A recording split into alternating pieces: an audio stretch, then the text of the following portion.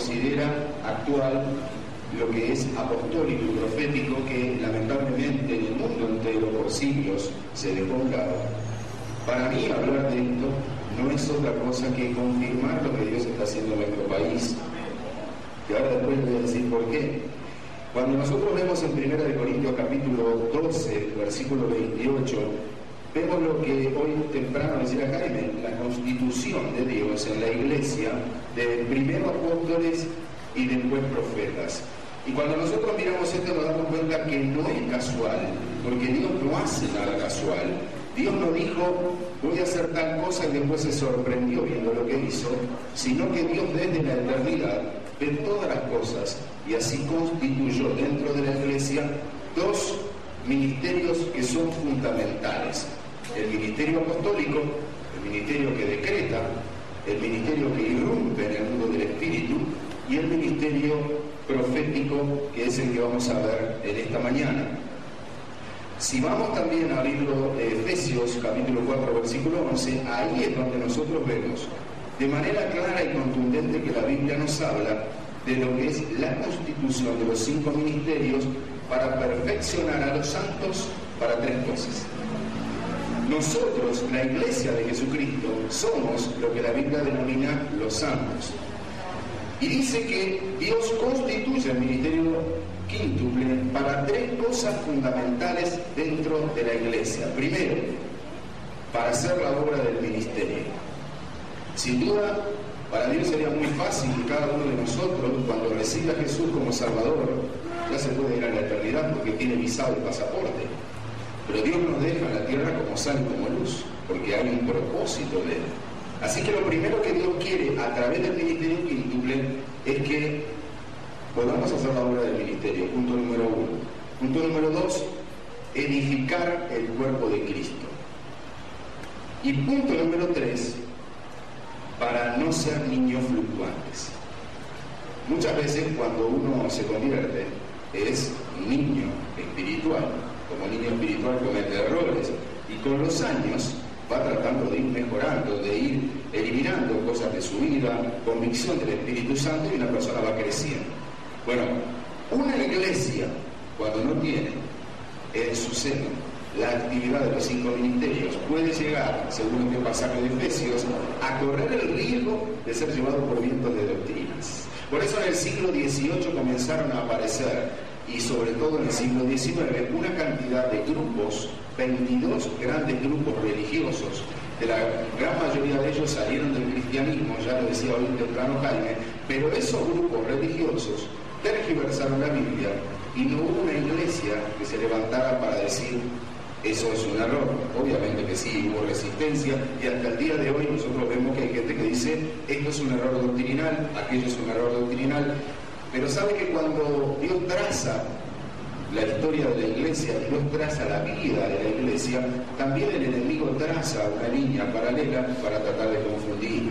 Y en esa verdad y el error, muchas veces vamos a ver que hay grupos enteros que han caído en el error doctrinal. De hacer, por ejemplo, nosotros tenemos que diferenciar lo que es la doctrina y lo que es el dogma, porque el dogma es la aplicación de la doctrina. Nosotros tenemos la doctrina de Cristo, creemos que el arrepentimiento, que la conversión, que la santificación, que el camino de obediencia, creemos en todo eso.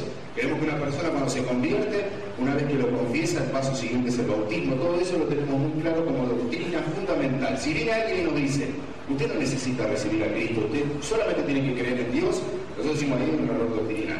Si hay una persona que dice usted no se tiene que bautizar porque ya Cristo fue bautizado por nosotros, usted se da cuenta que ahí hay un error doctrinal.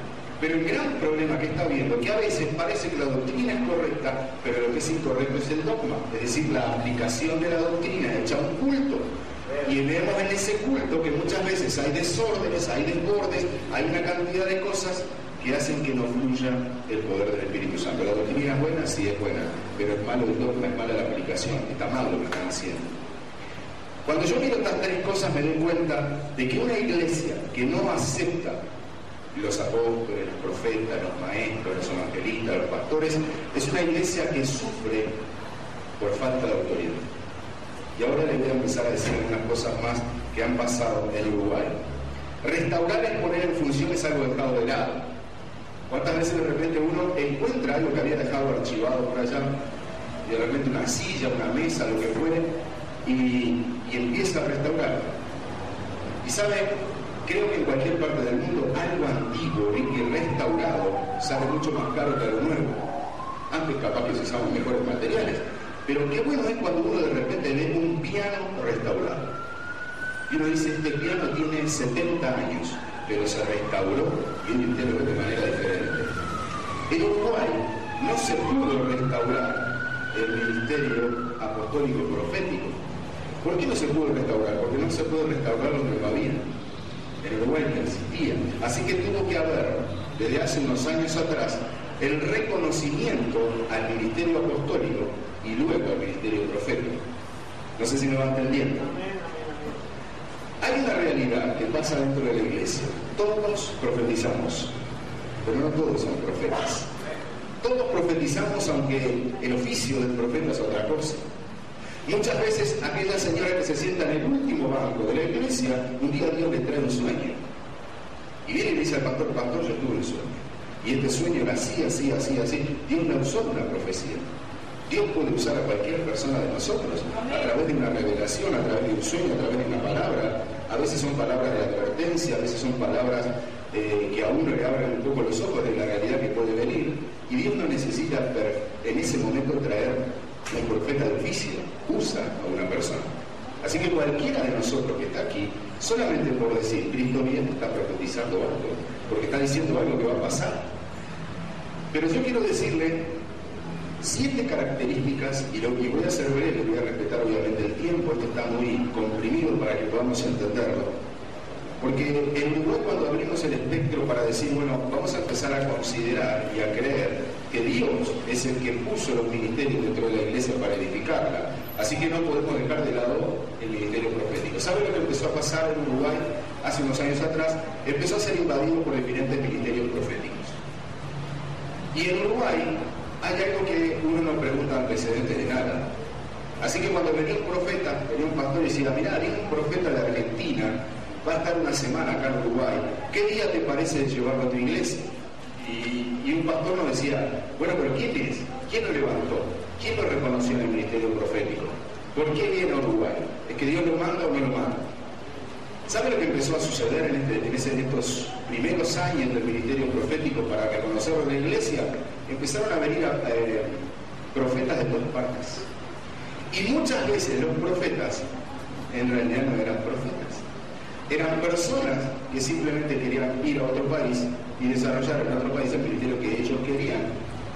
Y uno tiene que tener un filtro para reconocer si es un profeta o es un mentiroso. Si hay dólares falsos, como así se decía hoy, es porque hay dólares verdaderos. ¿Cuál es la diferencia entre el dólar verdadero y el dólar falso? Usted es un dólar verdadero y usted es un dólar falso y dice, son iguales. ¿Sabe lo que hace diferente algo verdadero de algo falso? Quien lo respalda. Al dólar verdadero lo respalda quien lo hizo. Al dólar falso lo tiran al mercado y usted no sabe quién fue. Nadie dice, ese lo hice yo y yo lo respaldo. Así que a un profeta verdadero, Dios lo respalda. A un profeta falso lo respalda simplemente su persona. Y nosotros vamos a ver en esta mañana 7 características para reconocer a un profeta si es verdadero o no. Punto número 1. La fuente del mensaje profético es Dios y no la adivinación. ¿Por qué le digo esto? Porque entre la revelación divina y el espíritu de adivinación hay una línea muy fina y muy delgada. Y usted me dirá, ¿y cómo uno puede reconocerlo cuando viene una persona y le dice algo? Porque una cosa es la persona que tiene don de ciencia, una persona es una persona que de repente se pone está orando por los demás y en ese momento hay una revelación de parte de Dios. Y otra es la persona que tiene el espíritu de adivinación. Hace muchos años atrás, yo estaba en mi trabajo secular, yo visitaba médicos y estaba en otra ciudad, lejos de la ciudad donde yo vivo, y tenía que hacer como una hora de espera, a esperar a que viniera otro médico para poderlo visitar. Y yo estaba en esa ciudad, en un lugar muy, muy hermoso, frente a la playa, estaba con el auto allí, con el carro parado, Y de repente se acerca una gitana. Y se acerca derecho a la ventanilla donde yo estaba y me dice, ¿tenés un cigarrillo? Le dije, no fumo. Me dice, dame la mano que te adivino la suerte. Yo le dije, no creo en eso. Yo creo en Dios. Me dijo, yo también. ¿Y querés que te diga algo de parte de Dios? Me dijo, vos vas a ser muy usado por Dios y vas a viajar. Y vas a tener muchas cosas y muchas riquezas, y que esto y que lo, y empezó a decir una cantidad de cosas. Y yo en ese momento le dije, muchas gracias, pero te sigo diciendo, no creo en el Espíritu que te mueve a vos para decirme lo que me estás diciendo. Pero mirá que Dios te va a usar y seguir. Estaba diciendo algo errado. Si con el tiempo muchas de las cosas que me dijo se cumplieron, pero era un espíritu de adivinación. Aquel mismo espíritu de adivinación que Pablo tiene que reprender en aquella chica que decía, estos son los hijos del Altísimo. ¿Estaba mintiendo? No estaba mintiendo. Pero la fuente no era la correcta. No era Dios quien le estaba diciendo que dijera eso. Estaba diciendo algo del espíritu de adivinación. El espíritu de adivinación se mueve en el corazón de una persona que dice una palabra profética que Dios no le mandó a decir. Punto número 2.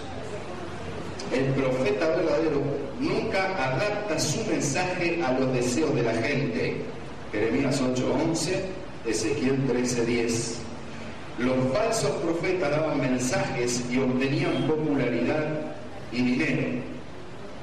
¿Quién no quiere que venga un profeta y le diga a usted lo que usted quiere oír? Si a la gente le gusta vivir en el postre, le gusta vivir de lo que le dulcen los oídos.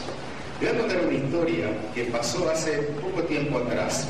Yo tengo una gran amiga que es profeta, vive en el norte de Argentina. Cada tanto nos visita en Uruguay. Y es una persona que tiene un testimonio impactante, impresionante. Es una persona que nació enanita y nació con el síndrome de Down. Y así vivió hasta los 12 años. Enanita y con síndrome de Down. A los 12 años, Dios hizo un milagro en esa persona, que empezó a sentir dolores impresionantes en sus huesos. La llevaron al hospital, y en el hospital pensaron que estaba haciendo alguna crisis, porque sabían que por su patología no era una persona que iba a vivir muchos años.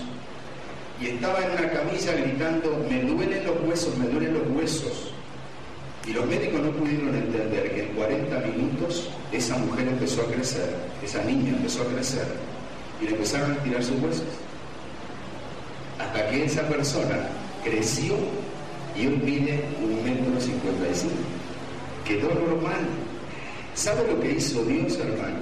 Esa mujer se acostó a dormir, esa niña, y Dios le sanó del síndrome de Down. Dios le sanó los cromosomas con los que había nacido.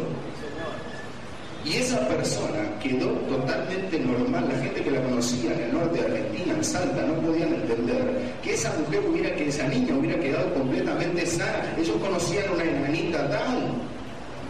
Y ahora era una niña, una jovencita, totalmente normal. Solamente le quedaron sus manos pequeñitas. Y ella le preguntó a Dios por qué le habían quedado las manos así, que es una de las características de la persona que tiene el síndrome de Down. Y Dios le dijo, para que te crean cuando cuentes el testimonio. Una profeta impresionante de Dios. Solo cuenta ese testimonio y uno es bendecido, ¿verdad? Esa mujer fue a los Estados Unidos y Dios la usa mucho como profeta. ¿Sabe que va a Estados Unidos y le recomiendan una iglesia para que ella vaya a predicar y el pastor la lleva a su casa pastoral? Y le dice, mire, hermana, queremos hacer una proposición. Y si usted va a tener una ofrenda, esta es una iglesia grande aquí en Estados Unidos. Y si nosotros le vamos a dar a usted una ofrenda de $2,000. Muchísimo dinero. Pero, y si usted predica toda la Biblia, ¿sí? Le voy a decir algo, dice. Acá hay gente muy especial en esta iglesia. Hay iglesias que son un poco especiales. Yo le voy a proponer algo. Si usted ciertas partes de la Biblia no toca, o en la profecía usted no, como que la gente no se sienta agredida por su palabra, nosotros estamos dispuestos a bendecirla con $2,000 más. Y ahora cuando baje mi esposa, usted lo va a entender. Así que esta persona dijo, me pide que bendiga la iglesia. que algunas cosas no toque. Y de repente de la escalera de los dormitorios de arriba empieza a bajar un cuerpo escultural con una minifalda, una pollera corta, y empieza a bajar. Y era un hombre vestido de mujer. La esposa del pastor era un travesti. Y la mujer queda mirando y dice, ella es mi esposa. Dice, ahora usted entiende, dice, porque hay muchos de ellos acá en la iglesia. Usted no toque esos temas y usted va a ser más bendecida. Y esta mujer agarró su Biblia y le dijo, me voy. Tuvo la convicción para irse. Pero ¿sabe una cosa? Hubieron otros que se quedaron. Hubieron otros que vendieron su profecía como Balaam, que no les importó decir, y bueno, si Dios los ama igual, entonces mejor adapto el mensaje. Y sabe, el profeta nunca puede adaptar el mensaje. Porque si el mensaje viene de Dios, yo tengo una gran responsabilidad delante de Dios. Digo lo que Dios me manda o digo lo que a mí me conviene para quedar bien con la gente. Este es un tiempo de escuchar la palabra de Dios. Usted vino a escuchar la palabra de Dios, no vino a escuchar la palabra de los hombres. Digo, qué terrible que uno vaya buscando escuchar la palabra de Dios y termine escuchando la palabra de una persona que le endulza el oído a usted. Yo quiero escuchar lo que Dios me dice. Y si Dios me tiene que dar un golpe con el mensaje, que me lo dé. Pero yo quiero escuchar lo que Él tiene para decirme, no lo que me quieran decir los hombres. Punto número 3. El profeta verdadero mantiene su integridad y su carácter personal. Esto es fundamental que lo entiendan. En Mateo capítulo 7, versículo 15, Jesús aclara acerca de profetas verdaderos y profetas falsos y dice que se reconocen por sus frutos. Se reconocen por sus frutos, es decir, lo que hace el profeta y lo que dice el profeta. No puede haber un divorcio entre lo que digo y lo que hago. ¿Me entienden? Cuando yo era católico, los curas decían, haz lo que yo digo, pero no lo que yo hago. ¿Escuchó eso? Cuando me convertí al Evangelio, los pastores dicen, no me mire a mí, mire a Cristo. Es exactamente lo mismo. Es decir, yo no soy ejemplo para usted. Mire al Señor. Yo miro la Biblia y dice Pablo, ustedes me tienen que imitar a mí. Uno dice, ¿somos tan santos para que la gente nos imite? No, significa, tenemos que vivir lo que predicamos. La gente no cree tanto lo que decimos, sino lo que somos, lo que ven en nosotros. Cuando yo me convertí, yo trabajaba en una oficina del Estado y tenía un compañero que era de otra oficina y él me empezó a hablar de Jesús. Y me empezó a hablar de una manera muy simple, muy sencilla. Y ese fue el instrumento que Dios usó para yo convertirme. Y sabe que cuando yo me convertí, en esos días que yo me convertí, él le dijo a otro compañero de mi oficina, mirá que ahora Miguel es cristiano. Entonces yo estaba en esa oficina y de repente viene este compañero mío y me dice, te felicito, ahora somos lo mismo, somos iguales, somos hermanos. Y yo me dije, ¿por qué? Dice, porque tú hiciste la oración para recibir a Jesús. Sí, yo también soy cristiano, igual que fulano. Y yo le dije, no, vos no. Él sí, pero vos no. Sí, yo también. ¿Vos estás seguro? Sí, yo también voy a la iglesia. Y vamos juntos y somos parte del grupo de jóvenes. Yo dije, qué raro, porque a él sí le creo que me diga que va a la iglesia, pero a vos, con lo que yo sé de tu vida. Y ahí me sorprendí, porque fue la primera vez que yo vi una persona que me decía que era cristiana y yo no le creía. ¿Por qué? Porque yo veía otras cosas en esa persona. La persona tiene que ser creíble. Si usted no es creíble, usted no es portador del mensaje. Usted simplemente va a decir algo, pero la gente va a decir, no le creo. ¿Cuántas veces usted escucha a un político de repente que le está haciendo, ¿verdad?, que él va a tener la solución para todo, y usted en el fondo dice, qué bien que habla, pero no le cree? El profeta tiene que ser creíble por su vida, tiene que haber un balance entre lo que dice y lo que vive. El verdadero, ¿no? Punto número 4. El profeta verdadero está dispuesto a sufrir por dar su mensaje. Jeremías llamó al arrepentimiento cárcel y lo metieron en una cisterna. Las primeras veces que Dios me empezó a dar palabra y me empezó a usar, me habían invitado de una iglesia fuera de Montevideo. Y yo recuerdo que cuando voy a esa iglesia siempre Dios me da el mensaje antes. Y Dios no me daba el mensaje, y yo necesitaba el mensaje porque yo soy un predicador de púlpito que me gusta tener el bosquejo, así que Dios no me había dado el mensaje, y yo me ponía nervioso porque Señor, llega la hora, tengo que ir, tengo que predicar y no tengo el mensaje. Me fui a la iglesia y no tenía el mensaje, y estaban cantando, y yo seguía, Señor, dame la palabra, Señor, dame la palabra, y no me venía. Y era la primera vez que me pasaba, digo, Señor, ¿qué hago ahora? Me van a pedir que suba. Entonces me presentan, me piden que suba, y cuando subo y pongo el pie así, en el primer escalón, Dios me dice, habla de Judas. Y yo dije, ¿qué voy a decir de Judas? No voy a hacer el bosquejo. Entonces Dios me empieza a llevar a hablar de la traición, como Judas, con el gesto del beso, que es el gesto del amor, había traicionado a su maestro, siendo aquel que había compartido el mismo plato, el que compartía el plato compartía intimidades y cosas, y que Jesús le abrió el corazón a una persona que durante tanto tiempo estuvieron juntos y caminaron juntos, y lo traicionó. Y lo peor que puede hacer usted es traicionar. Y empecé a hablar de la traición, y empecé a hablar de la hipocresía, empecé a hablar de cuando la gente muestra una cosa y es otra, y sabe que yo veía que la gente le cambiaba la cara. Y me empezaron a mirar y se miraban entre ellos. Y saben que cuando yo terminé de predicar, bajé de la plataforma y yo veía que me daban la espalda, se miraban para otro lado. Yo dije, bueno, agarré mi Biblia, me quedé ahí esperando que alguno me viniera a decir, ¿qué va a saludar? ¿El pastor? Ni el pastor me saludó. Me fui de ahí. Yo dije, ¿dónde? Yo había ido a pie. Yo dije, ¿me van a llevar hasta la ruta? No, me dejaron ahí en medio. Como a los 10 días me entero el lío que se armó por el mensaje que Dios me había dado. Era un nido de víboras esa iglesia. De tal manera que al mes que yo estuve, esa iglesia se cerró. Dios me había dado una palabra. Yo dije, lo que tal vez si yo lo hubiera analizado, la palabra no la decía. Por eso Dios, para usarme, no me dejó hacer un bosquejo, simplemente me cambió el mensaje en ese momento. A veces cuando un profeta va a decir una palabra, hermano, si se deja guiar por el Espíritu Santo, le va a decir que no la tiene que analizar. Una vez yo estaba ministrando y Dios me da una palabra muy fuerte para una persona, pero muy fuerte.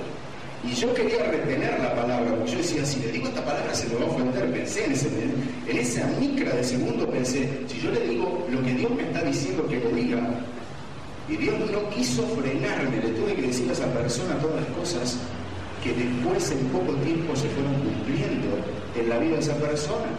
Era una persona que tenía ministerio pastoral, que había sido pastor, pero que había desparramado el dinero de la gente en los casinos. Y la palabra de Dios fue muy fuerte para él. Y yo sentía dolor en mi corazón, porque yo digo, Señor, le tengo que decir esta palabra, y cuando se la dije, capaz que me dolió más a mí que a él. Pero el profeta verdadero no se compromete con la gente, se compromete con Dios. Y tiene que decir el mensaje que recibe de Dios. Número 5. El profeta verdadero nunca da el mensaje que se contradice con la palabra. Si la palabra le dice a usted, no robe, no mienta, no adultere, no puede venir un profeta y decirle, eso era para los antiguos, eso eran los 10 mandamientos para los hebreos. Para nosotros, todo es lícito. ¿Me entiende lo que digo? Un profeta nunca le puede decir a usted una palabra que se contradiga contra la misma Biblia. Es más, el mensaje profético va a afirmar lo que dice la Biblia. Y normalmente nadie se sorprende cuando viene un mensaje de profeta, porque Dios prepara el corazón para recibir esa palabra. Dios no nos sorprende con el mensaje de decir, qué raro, el profeta me dijo que Dios me está llamando al África y yo no tengo amor por esa gente. ¿Es así un mensaje profético? No, hermano, el mensaje no le va a sorprender, el mensaje le va a confirmar o le va a afirmar en lo que usted ya siente en el corazón. No va a ser algo nuevo que a usted lo perturbe, lo confunda y lo deje mal, y usted diga, me dieron una palabra y esa palabra está en mi corazón, me da vuelta, no la puedo entender. Dios me dijo esto, y yo lo entiendo. No, hermanos, el mensaje verdadero, el mensaje profético es un mensaje que va a reafirmar o a confirmar cosas que ya más o menos el Espíritu fue tratando por nosotros. El número 6, el profeta verdadero, cuando predecía acontecimientos futuros, debía tener el 100% de precisión, pues lo sacaban de la ciudad y lo apedreaban, Deuteronomio 18:20. Basado en este pasaje, hermanos, el gran negocio de la gente sería vender piedras en las puertas de las iglesias. Porque muchas veces, si esto se diera en la actualidad, habría que apedrear a algunos profetas que han salido por el mundo a profetizar. Dios no los llamó, Dios no los mandó, Dios no los respalda. Son dólares falsos. El gran problema es que muchas veces esas personas lo que están buscando es el éxito y el dinero. Y muchas veces lo logran. Pero cuando nosotros miramos esto y vemos que el profeta, los judíos no le daban más de 30 días al cumplimiento de la palabra. El profeta habló. Si en el tiempo establecido no se cumplió, el profeta era llevado fuera de la ciudad mataban a los delincuentes. Era quitado fuera de la ciudad, no sea cosa que manchara la sangre de la ciudad. Así que lo apedreaban fuera de la ciudad como un delincuente. ¿Por qué? Porque había mentido de parte de Dios. Qué terrible que hoy tal vez nosotros no podamos discernir cuando somos visitados por un falso profeta. ¿Cuál es la clave? Estos 7 puntos nos abren los ojos si ese profeta es cierto o no es cierto. ¿Me van entendiendo? Y el número 7, el punto número 7. A veces el profeta veía legitimado su mensaje con milagros, pero la prueba verdadera era el contenido del mensaje y no los milagros. ¿Por qué? Porque los profetas falsos también pueden llegar a ser respaldados por algún tipo de milagros. Y uno dice, ¿el milagro es demostrativo del poder de Dios? No lo creo. Dios no necesita hacer un milagro para demostrar su poder. Dios, si lo quiere hacer, lo hace con un regalo, con una gracia, como parte de su misericordia, bendice. Y muchas veces cuando los profetas hablaban, eran respaldados sus mensajes con milagros, pero no era algo que pudiera suceder siempre. ¿Por qué? Porque lo más importante del mensaje profético era que hablara de parte de Dios. Era el mensaje de Dios. Usted necesita escuchar el mensaje de Dios. Así que el profeta verdadero podía ver en su vida y en su ministerio muchos milagros, y a veces no pasaba absolutamente nada. Pero el profeta verdadero hablaba en nombre de Dios y llamaba a la gente hacia Dios, y no para que la gente se alejara de él. El mensaje profético tiene que lograr en las personas que lo reciben que las personas busquen más de Dios y no que las personas se alejen de él. Porque hemos visto, hermanos, personas que van detrás de los ministerios, se enamoran de los ministerios. ¿No se dan cuenta que el ministerio es Dios? Es una parte de Dios en la persona, pero siguen a los ministerios. Por eso en algunas iglesias, por lo menos en Uruguay, el culto de oración no tiene tanta asistencia como el culto del domingo cuando viene un profeta, porque la gente busca la palabra del profeta. Y nosotros tenemos en la Biblia la palabra profética más segura. A mí, el 99% de las veces que Dios me habla a través de la Biblia. Que me habla a través de sueños, que me habla de tal manera que mi espíritu lo percibe y lo entiende. Por supuesto que sí. Dios tiene sus maneras de tratar con cada uno de nosotros. Pero siempre a través de la Biblia. Nunca se contradice lo que Dios me dice o lo que Dios me dice que diga. Nunca se puede contradecir con la Biblia. Porque no puede existir, le repito la expresión, no puede existir un divorcio entre lo que dice la Biblia y lo que yo pueda decir a usted. Por eso han salido por el mundo una cantidad de personas que dicen mensajes que la gente quiere oír. La gente se amontona para escuchar mensajes de prosperidad, de bendición, qué bueno, Dios me abre el mundo, se me abren los cielos sobre mi vida, y empiezan a decir una cantidad de cosas que uno, que a veces está sufriendo ciertas situaciones, quiere o desea escuchar de los mensajes. Yo quiero decir una cosa, Jesús nunca dijo que el mundo iba a ser fácil. Jesús nunca dijo que el caminar cristiano iba a ser un camino de rosas. Dijo, en el mundo ustedes van a tener aflicción. Él prometió, Él dijo, pero confíen. Y eso, más que una promesa, es un cumplimiento. Confíen porque yo vencí al mundo. Quiere decir, cada una de las cosas que a ustedes les pasan, yo las vencí. Ahora, aquí es donde nosotros tenemos que entender dónde Jesús venció al mundo. Porque muchas veces nosotros vamos a pensar, Jesús venció al mundo en la cruz del Calvario. ¿Saben? Jesús venció al mundo en el desierto. Porque en ese desierto, antes de comenzar su ministerio, Jesús venció la ambición del mundo, venció el deseo de las riquezas, venció el hambre, venció la soledad, venció muchísimas cosas que tuvo que pasar en esos 40 días para darnos a nosotros victorias sobre esas áreas de nuestra vida.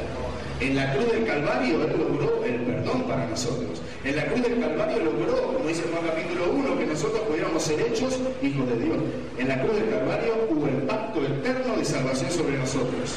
Pero el vencimiento de muchas áreas de la carne de una persona fueron vencidos por Jesús en la cruz. Él es la primicia. Él lo tenía que vencer. Por eso Satanás buscó de todas las maneras posibles, cortando los pasajes del Antiguo Testamento, cortando versículos para que pudiera tentarlo. Y Jesús siempre lo vencía diciendo, escrito está. La palabra, no me mueven los sentimientos, no me mueve lo que yo pueda sentir. Yo puedo sentir muchas cosas, pero todo lo que yo pueda sentir puede venir de mi propio corazón o puede ser influencia de las cosas que veo o que escucho. Pero ¿saben? Cuando yo me baso en la Biblia como mi guía, en la Biblia como el timón de mi vida espiritual, me voy a dar cuenta, mirando la Biblia, de que Jesús me dice, filtra todo a través de este libro, todo. Lo profético, lo apostólico, tenemos que comprobar si son o no son. ¿Cuánta gente se ha metido en una iglesia viendo un hermoso ministerio pastoral que después se entera de cosas? Raíz de todos los males es el amor al dinero. Y muchas veces nosotros vemos una fachada, vemos cara, pero no vemos corazón. Y dice que el profeta verdadero trataba de traer a la gente hacia Dios, a veces a través del arrepentimiento, a naciones enteras o a una persona, hablando a una persona. Yo siempre que miro el tema profético pienso en Balaam. Cuando Balac le dice, maldice al pueblo de Israel porque me están enloqueciendo, sé que se me van a venir, mirá, lo tenés ahí. Y cada vez que Balaam iba a abrir la boca para maldecir a Israel, terminaba dando bendición. Cada vez que quería maldecir, no podía maldecir, estaba comprado para maldecir. Pero sin embargo, no podía hacerlo, porque había un decreto de Dios de bendecir a Israel. Pero el gran tema es el poder que generan las palabras que yo digo. En el mundo del espíritu, todo tiene oído.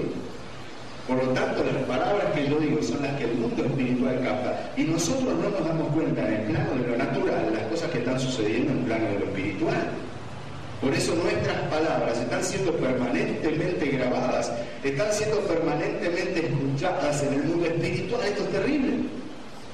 Porque a veces uno sin darse cuenta se maldice a sí mismo, maldice su cosa. Esta mujer me va a volver loco. Este hijo va a salir para cualquier lado. Este carro se me va a romper en cualquier momento. Confiesan cosas y el mundo espiritual las capta. Satanás anda con, ¿cómo le dicen a los escribanos? ¿Notario? ¿Notario? Satanás anda con un notario. Todo lo que usted diga, él va a notar.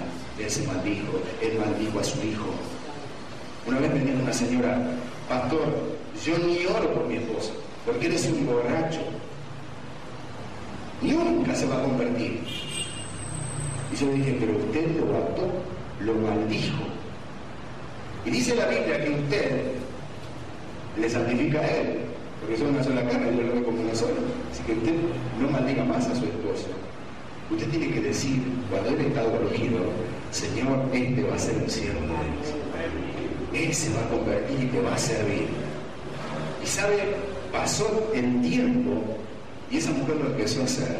Y usted sabe cómo termina esta historia. Ese hombre un día llegó a la iglesia y entregó su corazón a Dios y se convirtió. Y Dios le sacó del alcoholismo y hoy es un diácono precioso dentro de la iglesia. Pero la mujer por años le maldijo diciendo, él nunca se va a convertir. Capaz que se convierte el peor de todos, menos mi esposo. Así que nosotros a veces también debemos saber que cada vez que nosotros abrimos la boca, si damos cuenta, profetizamos. Y tenemos que decir, mi casa va a ser una bendición. Yo una vez dije, mi casa y yo serviremos a Jehová. Mirá mis hijos cómo están, mirá mi matrimonio cómo está, mirá mi economía cómo está. Pero si usted una vez dijo, mi casa y yo serviremos a Jehová, sepa que cuando usted lo dijo, Dios dijo amén. Y aunque usted pase por muchas situaciones, Dios va a cumplir su propósito en usted. El Salmo 138 dice, Jehová cumplirá su propósito en mí. Usted tiene propósito, usted fue llamado por propósito. Y Dios, tarde o temprano, y eso es tema para otra plenaria, tarde o temprano, tal vez tarde para mí, en mi cronos, pero en el kairos de Dios, yo voy a recibir lo que Dios me prometió. Y quiero cerrar con Amós capítulo 9, grábeselo, Amós capítulo 9, del 11 al 15, y Hechos de los Apóstoles capítulo 3, 19 al 21. Él está hablando de restauración, porque estos son tiempos de restauración. Estos son tiempos de empezar a tomar todo aquello que el capítulo 2 de Hechos de los Apóstoles dice que sucedía en aquellos tiempos, es que nosotros, hermanos, vamos a escribir un nuevo capítulo del libro.